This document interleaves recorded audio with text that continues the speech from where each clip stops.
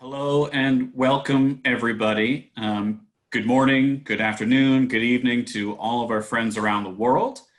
Happy Canada Day. My name is Jeff Mitchell. I work here at Rhodes Scholar, and it's my pleasure to host today's virtual lecture, French Canadian Blood in North American Veins, Part 2. Today, you'll be hearing from Marie Legroulx.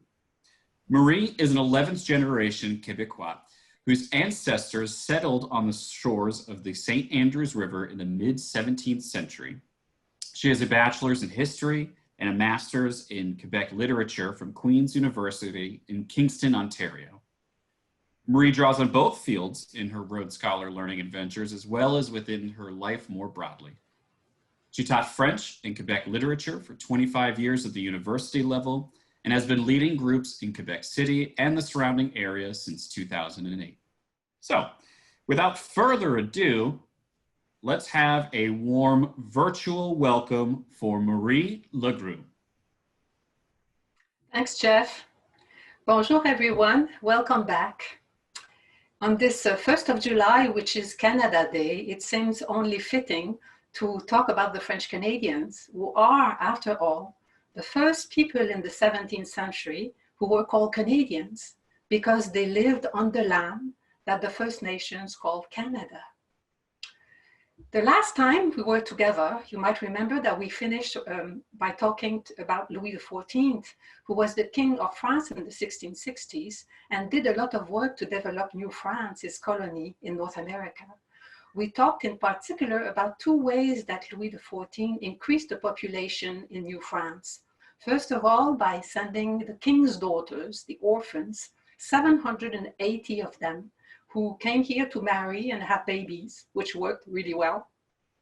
And also he sent the regiment of Carignan-Salière, 1,200 soldiers, to get rid of the Iroquois who were killing the French settlers.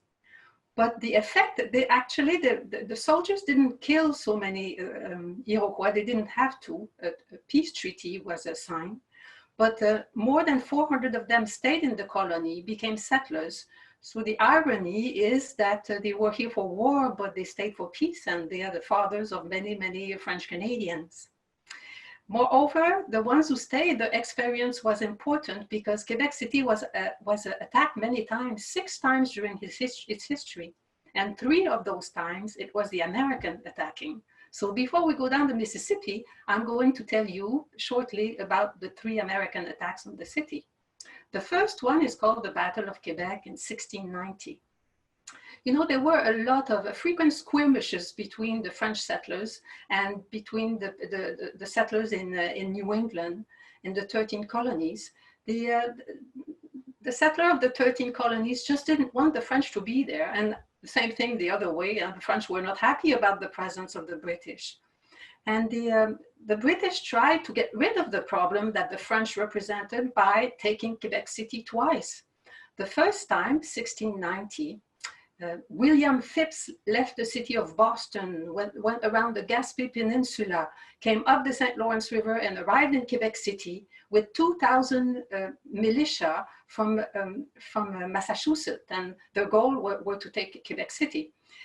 William Phips sent an emissary to the Count of Frontenac, the French governor of the colony. Here he is, and here is the emissary, demanding that Frontenac hand in the city to the British. And Frontenac had this beautiful answer that we all learn in school. He said to the emissary, "Tell your general that I will answer with the mouth of my cannons." As it happens, he didn't have much cannon answering to do. It lasted about 24 hours. And then the British and the militia had to leave in a hurry because it was October and the ice was starting to form in the St. Lawrence River. But here, of course, we took that as a victory. The second time is 21 years later. Admiral Ovenden Walker left Boston again, came up the St. Lawrence River. This time it was even more serious. 70 ships and 12,000 troops were coming to take Quebec City. Of course, here in Quebec, the French Canadian prayed for Providence to be on the right side, the side of the French. And as it happens, 8 of the ships ran aground on l'Île aux Œufs, about 400 kilometers downriver. They never made it to Quebec City. They had to cancel the expedition. And here it was seen as a sign from Providence, a divine intervention. And that's how the Americans and the British didn't get to take Quebec City twice. But the third attack was more serious, more complicated also. In 1775, so quite a bit later, General Benedict Arnold and his troops tried to take Quebec City. He was sent here by George Washington, who was hoping that this military attack on Quebec City would turn into a war of liberation, and that the French Canadians would take that opportunity to get rid of the British and side with the Americans. It was during the British regime, so after New France had disappeared and had become a British colony. But it didn't work well because the French Canadians were not very interested. You know, for the French Canadians, British, Americans, it was all the same. They all spoke English. They all were Protestant. The British had tried to took the city by force 30 years before, and the Americans were trying to take the city by force. So it was much of a muchness. Why leave the devil you know? The other reason why it didn't work and that the Canadians didn't side with the Americans is that the Catholic Church, very, very powerful, was promised by the British government that the Catholic faith would be protested. And it was a better promise than the one the Americans were not making. Another reason why Benedict Arnold lost his battle is that he was not in a condition with his men to win anything. They had left about 1,000 troops, had crossed the main wilderness, had used the Kennebec River and the Scotia River in inadequate rowing boats.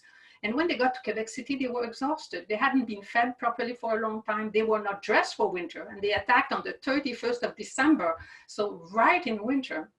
So all to say that it didn't work. Benedict Arnold was wounded, eventually went back to the United States, and he became a traitor.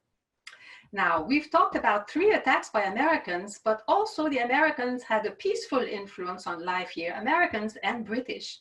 One of them is Benjamin Franklin, who was asked to organize the mail service in the St. Lawrence Valley. So Montreal, Quebec City, and Trois-Rivières, the little town between the two, they all had a new mail service because of Franklin, who had also a post office built along the way.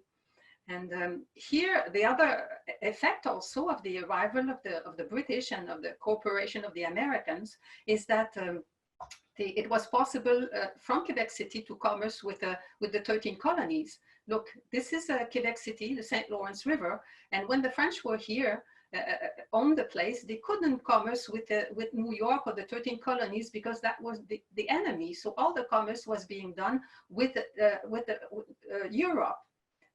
But from the moment that Quebec became a British colony, then there were commercial exchanges with New York going by Lake Champlain and the Hudson River.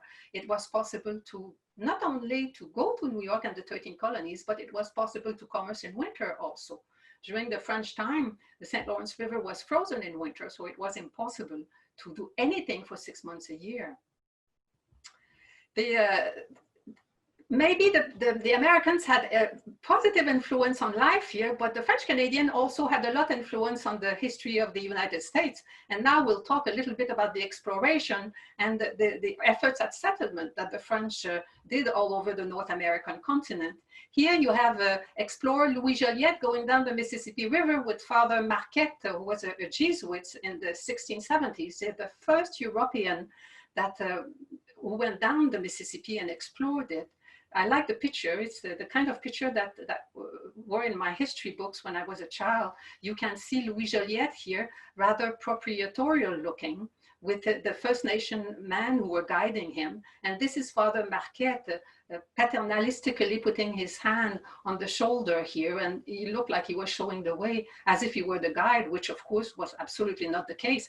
And I doubt very much that the two men stood in the canoe like that.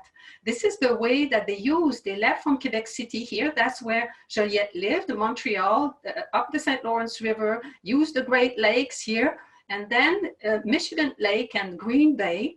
They used the Wisconsin River to go to the Mississippi River all the way to the River Arkansas.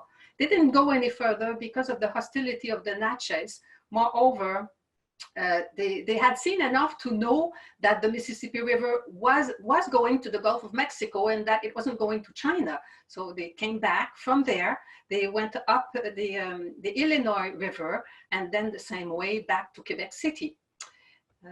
They did the work that they were sent to do by the French governor of the colony. They explored and they came back with a lot of interesting information.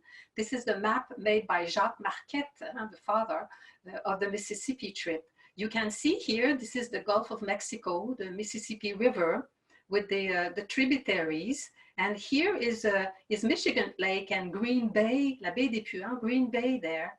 Lots of interesting information on that map also. The iron mines are indicated, the red stone mines also, the names of the First Nation, the villages all over there. And here there's a little indication that says that though that village had the rifles.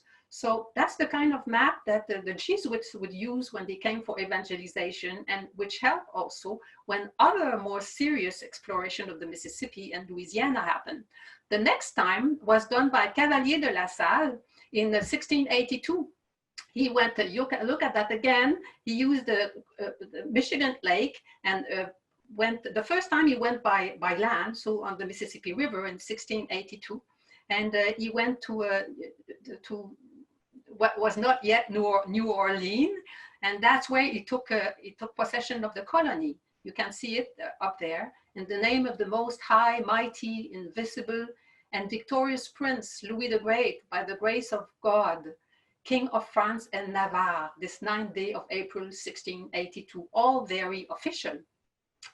His job was to discover, to see the mouth of the Mississippi River in the Gulf of Mexico.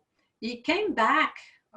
La Salle, Cavalier de La Salle is a bit of a mystery. He had more success in the history of the United States than he did in the history of Canada. He's better regarded in the United States. He was a difficult man. He was a cruel man, and he had a difficult temper, didn't get along with his man, and he was even killed by one of them. This is what we see about him in the French encyclopedia about his work.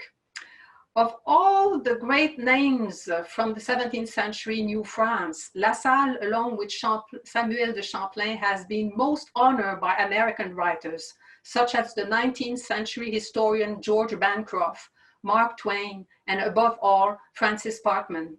These writers universally adopt a celebratory tone regarding La Salle. La Salle's greatest achievement, his voyage down the Mississippi River to the Gulf of Mexico. Not forgotten, of course, is La Salle's last fatal expedition to Texas, but this episode, for these writers, only lends an air of noble tragedy to La Salle's career. Meanwhile, through historical plaques and statues in such locales as New York State, Illinois, and Texas, La Salle's memory continues to be honored in the United States. Here in Canada, we are more mitigated when we talk about La Salle. One of his 3 ships, La Belle, sank in the Gulf of Mexico and was found in 1995. You can see a picture of it, very well preserved considering everything that, all the time it spent underwater. Lots of interesting artifacts were found too. And one of them was a totally articulated skeleton. The book there on the left tells the story of the work of the archaeologists. They used a cofferdam, which is a really ingenious piece of a tool. A cofferdam is a big square, a big box without a top or a bottom. It's lowered in the ocean to the seabed. The water is pumped out, and then the archaeologists can work in a dry space. Lots of interesting information and objects from that archaeological study. The next man who came to Louisiana, this time very much for starting a settlement, was Pierre Lemoine d'Iberville. He actually came 3 times. The first, he founded Biloxi and Mobile. The first time he came down the Mississippi, but the second time he was asked by the King of France to come by the sea. So the Atlantic Sea around Florida that belonged to the Spanish. And there was a Spanish rumor saying that the Mississippi River didn't flow into the Bay, the Gulf of Mexico. Of course, it was to fool whoever wanted to have that territory. There was a kind of a race between the British, the Spanish, and the French to get there. And Pierre Le Moyne d'Iberville came with 200 settlers. They settled, they stayed there. They even camped on an area that they named Point Mardi Gras. The Mardi Gras that you celebrate actually started with Pierre Le Moyne d'Iberville because he got there the day of the Mardi Gras, which is the last day before Lent. So they had a party there, and it is believed to be the first celebration of Mardi Gras in that part of the world. He also founded a fort called the Fort Saint-Louis de Louisiane, St. Louis of Louisiana, and it is what you call the old Mobile Fort now. Antoine de la Motte Cadillac didn't go to Louisiana, but he's the one who founded Détroit. So here's his journey. He left Montreal, he used the Ottawa River, and then he founded Détroit. Actually, it's not Detroit. Huh? Détroit means the Strait. So it's a French name. It was even called Le Détroit, the Strait, for a long time.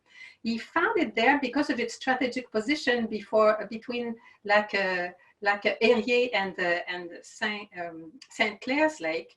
He went there with several dozen French Canadians and also First Nation men.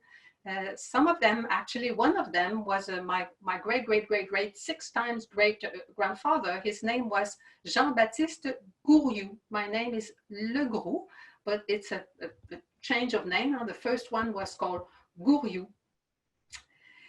Jean-Baptiste Le Moyne d'Iberville is the one who founded the New Orleans in 1718, a very interesting man. He spoke many first language from the First Nations.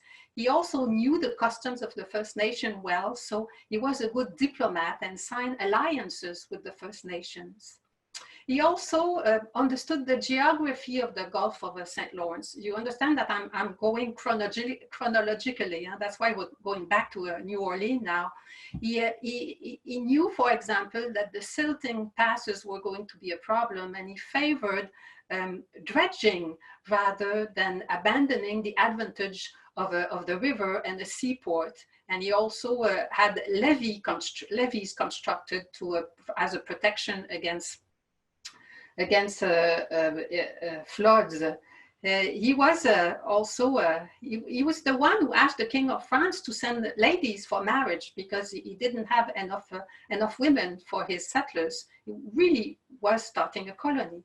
And under his administration, 120, they were called the Casquets girls, a bit like the King's daughters that we talked about. They were orphans from France who were the trip, and they got a dowry from the royal casket, thus the Casket girls. They came to Mobile first because it was the capital of Louisiana, but later they also went to Biloxi and to New Orleans. Pierre Laclette and Auguste Chuteau, 2 other French Canadians, they were fur traders, explorers, mountain men, they were voyageurs, and they're the ones who founded St. Louis in 1760. So St. Louis was the capital of Upper Louisiana, there, Lower and Upper Louisiana. All of that in blue is still French, but very close to that date, Louisiana became Spanish. So they worked for the Spanish government, but they were well treated. And they were asked to found the city and explore the area. You can see the flag of St. Louis there with the meeting of the 2 rivers. The fleur de lis, of course, is for the French past. And also the dot there is for the Louisiana Purchase. In St. Louis, at the end of the 18th century, beginning of the 19th century, everybody spoke French. I mean, it was full of French Canadians. They're the ones who explored and built fur trading posts. The Toussaint Charbonneau, for example, is another of these mountain men and French Canadians, always from the St. Lawrence Valley. He worked for Lewis and Clark in the expedition of 1804. He was hired as a guide, as an interpreter, as a horse trader, and a cook. Apparently he made the best blood pudding that Lewis ever tasted. And another big advantage of that man is that he was married to Sakagawe, a Shoshone woman who spoke native languages and joined the expedition with his son that you see in her arm, called Jean-Baptiste, but everybody called him Pump. And Jean-Baptiste, the little guy, was adopted by Lewis a few years later. Actually, his wife was as practical in this expedition as was Toussaint Charbonneau. The man might have been helpful and energetic, but he was by no means a very respectable human being. He had 5 wives, not some of them, not necessarily one after the other. And in that expedition, he had 2 of them, Sagagawe, that you see here, and also the other woman, who was another Shoshone woman. And he had the reputation of beating his wife. So he was not a particularly good human beings, it seems, but nothing like the character that you see in the movie The Revenant, the blood-sucking killer, which the role of Toussaint Charbonneau in the movie was so terrible that the movie makers didn't manage to get a French Canadian to play the role. Nobody wanted to do it. Another person who contributed to the Lewis and Clark's expedition is Jean-Baptiste Trudeau. He was a Montreal fur trader, and he explored the Missouri River Basin in the 1790s, and he published in 1795 this account of his trip, Fur Trading on the Upper Missouri. It's actually the English version, but he wrote it in French, and it was translated by Jefferson, who wanted Lewis and Clark to have that as a tool because it described in a lot of details the territory that Lewis and Clark were supposed to explore. And Jean-Baptiste Trudeau also was a good writer. He even had literary reference in it. He had been educated by at the seminary of Quebec City. This is another map. This is a map by another man called Antoine Soulard, who also explored the same region. And that map is in the collection, the map collection of Harvard now. It's you can see this is Lake Superior Lake, and you can see the Mississippi River and the Missouri River. Also the Rockies. So it's lots of details. Imagine Lewis and Clark didn't know much about what was going on in all that area.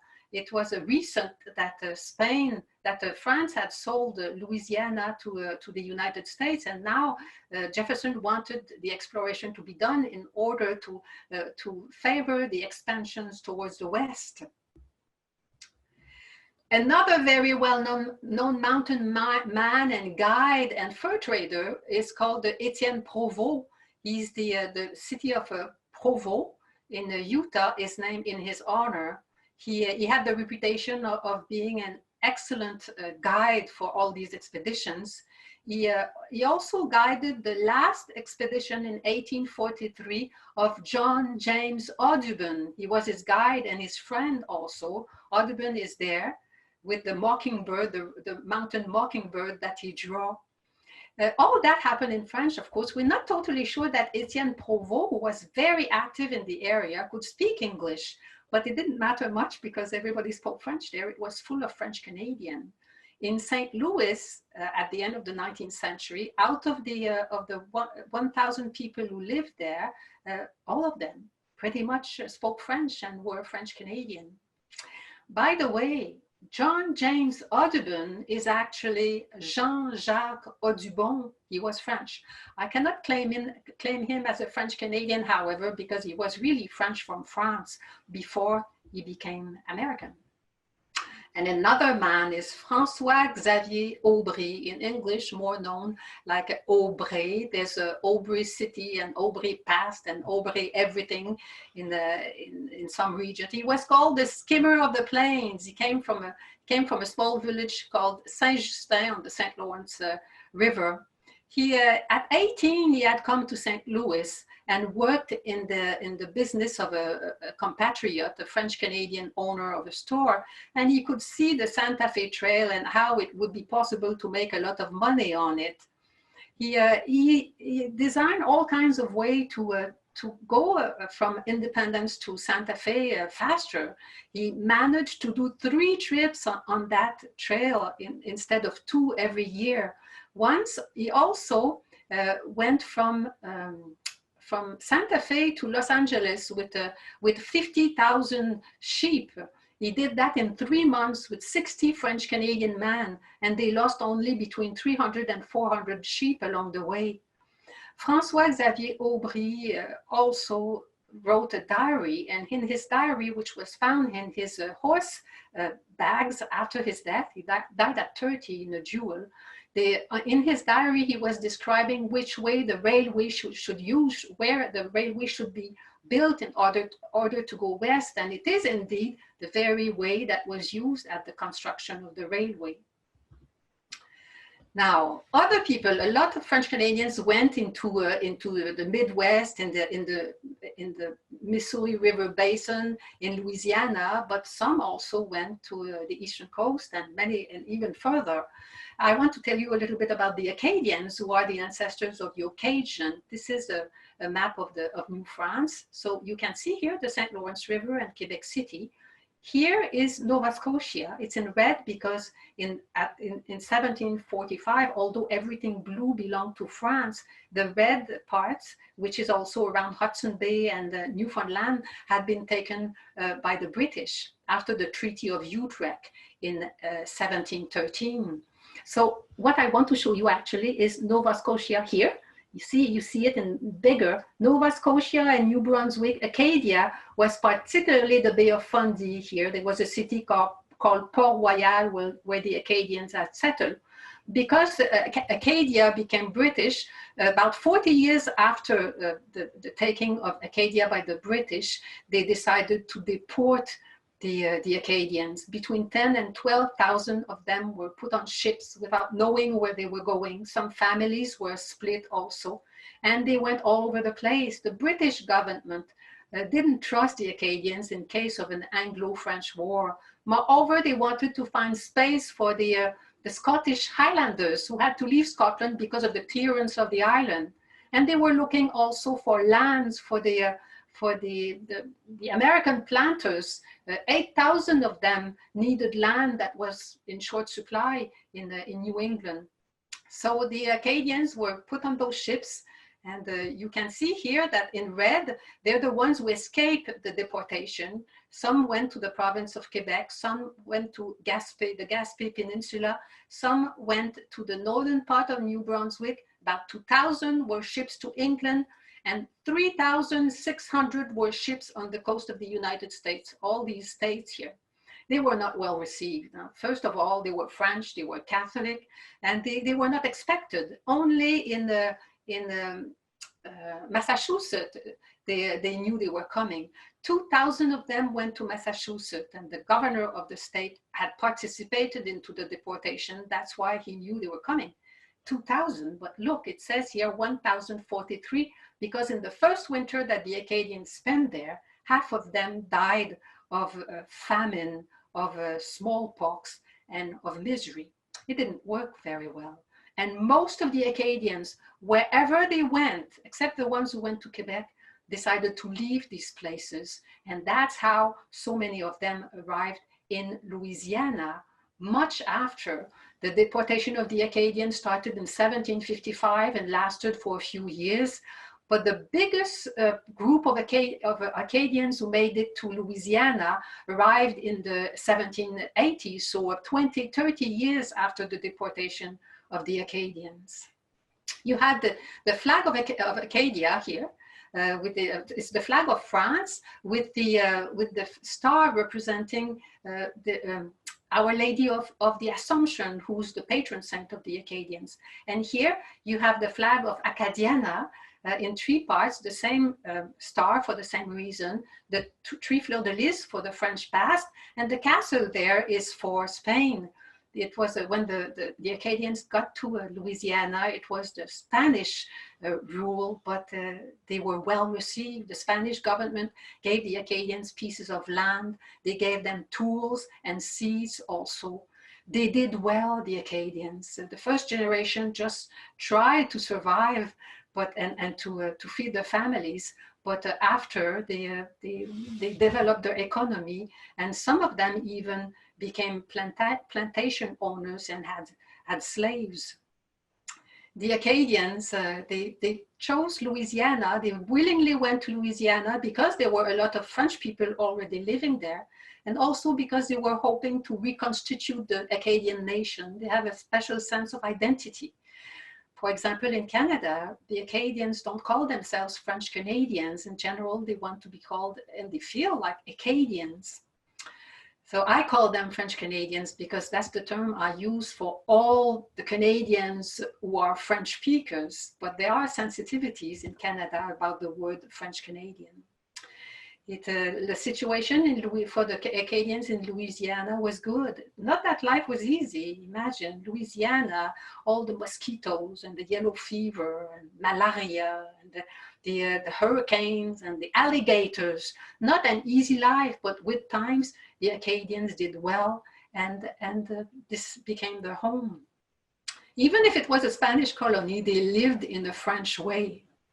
Of course, the situation is more complicated now. The number of French speakers has been going down. In the 1980s, it was rather low, but it's going up again.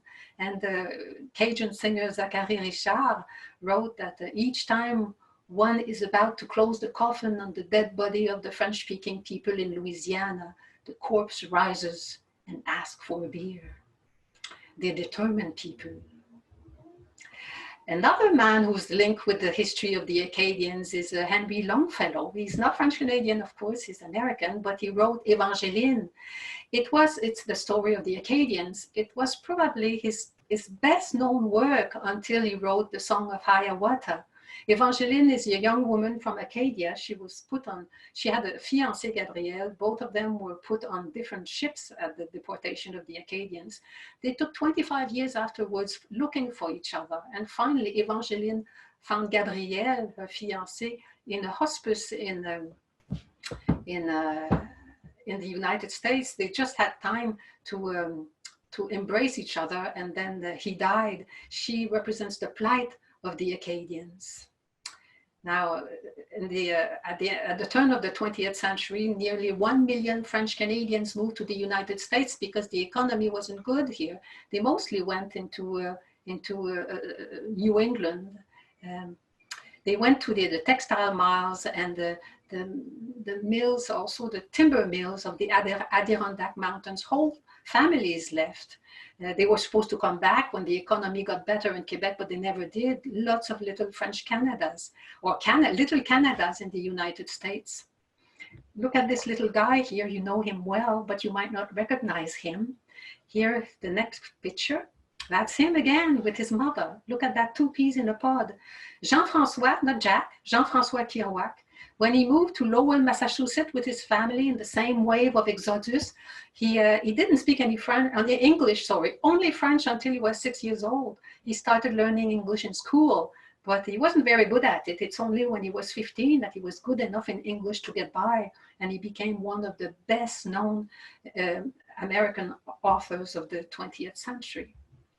Now, French names of places and people in the United States, because it's not only the history, it's the toponymy, also that is very French. Little Rock was actually La Petite Roche, the Little Rock first, and Green Bay was called La Baie Verte by the French. Grand Forks was Grande Fourche, and Des Moines was Fort des Moines, the fort of the monks. Those are a few examples of the geography. We talked about cities also that are called Aubry and Provo, and there's a Marquette also, and Joliette are cities.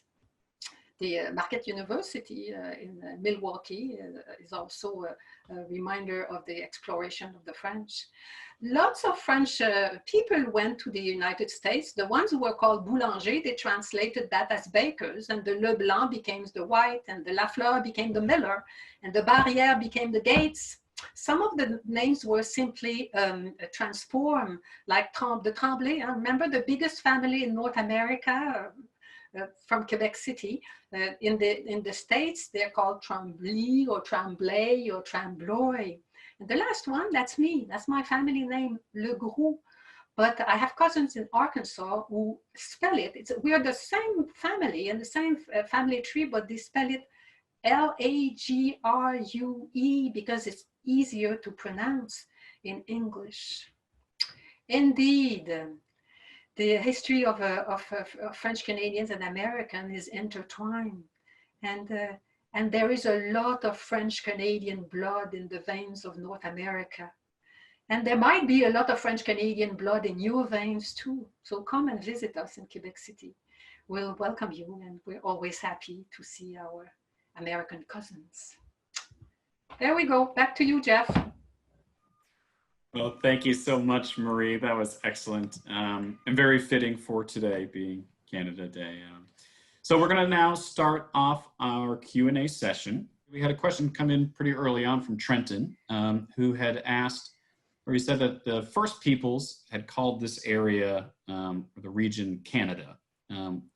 What does Canada mean? Where did that name come from? Well, the word is a First Nation word, like a lot of the geography, and it means the little village. Nowadays, Canada is the second biggest country in the world, but it's called the little village. At the time, Canada, of course, didn't represent the Canada of today with the borders that we know, but Canada was the region of the St. Lawrence Valley and what is now the province of Quebec. But Quebec, the word Quebec is another native word, and it means the place where the river is narrow. So there are a lot of words in the toponymy, in the topography, which really have a particular geographical meaning. I have a question here from Eric, who says that thanks to Louis XIV, his ancestors, the Huguenots, came to the Americas. Can you speak to any other groups who may have come to the Americas from France for various reasons, such as religious liberties or anything else? Not for religious liberties, because the kings of France didn't allow the non-Catholics to settle in New France. They had enough problems of religions in France. The king didn't want any of that here. And as for the Huguenots, not very many went to New France. Mostly after the revocation of the Nantes Edict. I'm not sure how you say that in English. The Huguenots didn't feel safe in France anymore, and the ones who came to North America came to the eastern coast of the United States. They didn't go into what was New France or the St. Lawrence Valley because they didn't have the right religion for that. So it's not because of Louis XIV wasn't kind to the Huguenots who came on this side of the Atlantic. There are lots of French people, of course, came. In the 17th century, people were French. They came from France. And in the 18th century, it was more people who were born here. And that's why in my talk, I talk about French Canadian as it's for simplicity's sake. But in the 17th century, they were more called the French. And it's after being here for a few decades and getting accustomed to the geography and winter and everything that they started feeling Canadians, and they started to be called Canadians. And then later they became French Canadians because they were English Canadians who were after the British arrived. So lots of French people came. There was the big battle of the Plains of Abraham between the French and the British in 1759. It was part of the French and Indian War, and some of the British soldiers or the British troops were German, and they stayed. So nowadays it's much more cosmopolitan, especially Montreal. We've got a lot of questions asking about the Louisiana Purchase here in America. Yes. Could you talk a little bit about that and the effect it might have had on the French Canadian people who are already there? Well, Louisiana, of course, was a French colony, but then the French lost the French and Indian War. Here we call it the War of Conquest because the French colony was conquered, and in Europe it's the 7-Year War. And the Treaty of Paris was signed in 1763 after that war, but France didn't want. France had to let go, or to, I don't know if they let go or they gave willingly. And there was a lot of trading, New France, but didn't want to let go of Louisiana. They didn't want the British to put their hands on Louisiana. So 1 year before the Treaty of Paris, France transferred Louisiana to Spain. Spain kept it for 30 years, and the French Canadians and the Acadians were still in Louisiana and still were living well, even under Spanish rule. But then in 1801, Napoleon Bonaparte, who thought that there was nothing to do with Louisiana, it was too far away, sold Louisiana to the United States. And it is shortly afterwards, Napoleon Bonaparte, the Spanish gave back Louisiana to France in 1801, and it is shortly afterwards that Napoleon Bonaparte sold it to the United States. So French first, transferred to Spain, retransferred to France in 1801, and then sold to the United States. And the French stayed there. Even at the beginning of the 19th century in Louisiana, it is the only state in the United States where the majority of people were non-English speakers. So the situation of the French Canadians and the Acadians and all the French who settled in Louisiana, and also the people from Haiti at the independence of Haiti, a lot of French whites settled in Louisiana, and even some revolutionary from the French Revolution saved their heads by moving to Louisiana. So all of that French living kept on going after the Louisiana Purchase. Now, we have a question here from Skylar, who said that, not surprisingly, men seem to be kind of the main characters in a lot of the explorers and discoveries that we talked about. We did talk about Sacagawea, but during this time of exploration we just learned about, were women's rights being fought for, or did women want to be a part of these journeys but just weren't allowed? Would you be able to talk any more about that? Well, I don't know. History is mostly men, especially in previous centuries. I don't know personally of women who were explorers or mountain women. It's mostly the men, because they were the fur traders also, and because the situation of women, the right of women's really, it came much, much later. In the province of Quebec, it's only in 1940 that women got the right to vote. So so women were making babies and going with their husbands. So it was a great contribution for the survival of the French Canadians everywhere.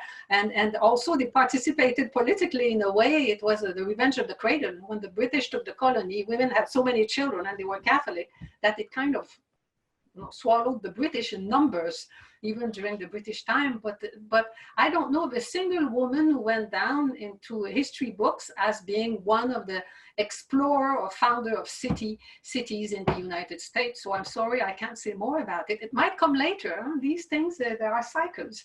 There are historians now looking more into the contribution of women, and probably some will come, but it might take a while. Now, we have a question here from Michael, who's wondering, today, what percentage of Canada's population are considered to be French Canadian?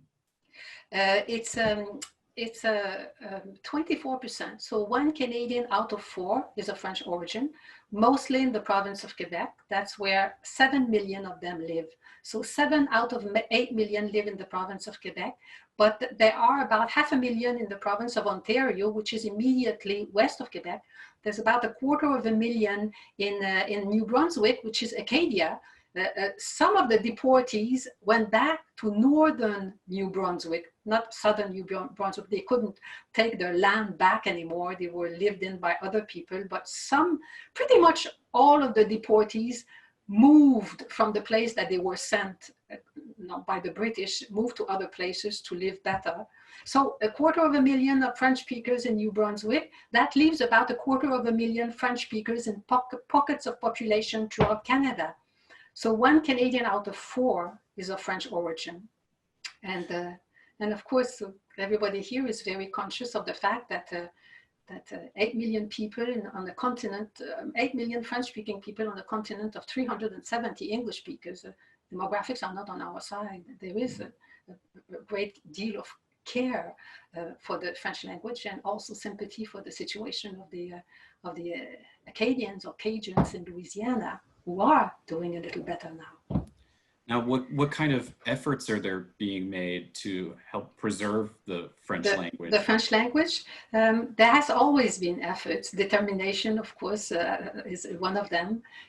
But also nowadays, there are laws for the protection of the French language. They started late in the 1970s, during the time here, the political and social time called the Quiet Revolution, when the French Canadians tried to repossess their economy.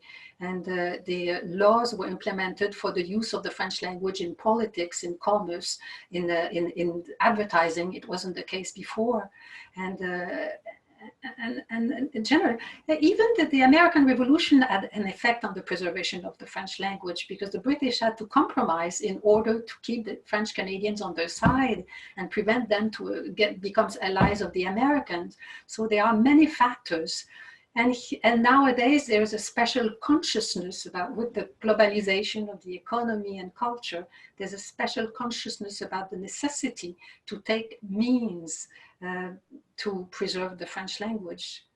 And it's done in part by laws, and they're very controversial, Law 101 in particular, because if in the province of Quebec there are 7 million French Canadians, it leaves also 1 million people who speak either English or other languages because they're immigrants, but it happens not unfrequently that the immigrants join the English-speaking part of the province rather than the French.